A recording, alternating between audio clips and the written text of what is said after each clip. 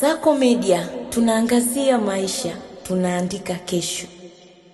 Mahakama Kuu ya Korea Kusini imetoa hukumu ya jela mpaka kifo kwa rais wa zamani wa nchi hiyo Yoon Suk Yeol kwa kosa la uasi. Rais Yoon, aliyekuwa rais wa 13 wa nchi hiyo, alishikilia madaraka tangu Mei mwaka 2022 hadi April mwaka 2025, na Rais Lee Jae-myung akachukua madaraka mnamo Juni ya mwaka huo. Rais Yoon amehukumiwa kifungo cha maisha katika Mahakama Kuu kwa jukumu lake katika jaribio la kuweka sheria ya kijeshi Disemba mwaka 2024. Hukumu hiyo imetolewa siku 443 baada ya tukio. Mahakama imetoa tamko la makosa yake kama vile uainishaji wa uasi. Mahakama iliamua kwamba kutangazwa kwa sheria ya kijeshi hakukuwa kosa la kisiasa tu, bali lilikuwa kosa la uasi kwa maana ya kifungu cha 87 cha kanuni ya adhabu ya Korea Kusini. Majaji walikadiria kwamba kupelekwa kwa wanajeshi na polisi katika bunge la kitaifa usiku wa tarehe 3 Disemba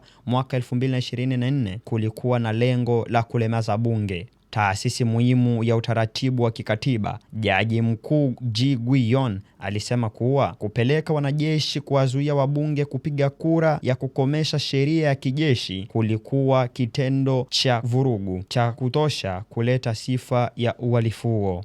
Kwa njia ya kushangaza, mahakama ilitaja kesi ya Mfalme Charles wa kwanza wa Uingereza katika karne ya 17 kuunga mkono hoja yake. Wazo ni kwamba shambulio dhidi ya bunge lililochaguliwa na watu ni uasi, hata likifanywa na mkuu wa nchi. Jaji alitofautisha kitendo hiki na tangazo la kawaida la sheria ya kijeshi ambalo linaweza kuhalalishwa katika hali mbaya, lakini lengo lake hapa lilikuwa kuzalisha matokeo yasiyokubalika hata chini ya sheria ya kijeshi. Sheria ya Korea Kusini inasema kwamba kiongozi wa uasi hawezi kuhukumiwa isipokuwa kifungo cha maisha au adhabu ya kifo, na kwenye kesi hii mahakama ilimtambua Yoon kuwa kiongozi huo. Rais Yoon amekuwa rais wa 3 kuhukumiwa uasi katika nchi hiyo baada ya Chun Do-hwan na Rais Roh Tae-woo.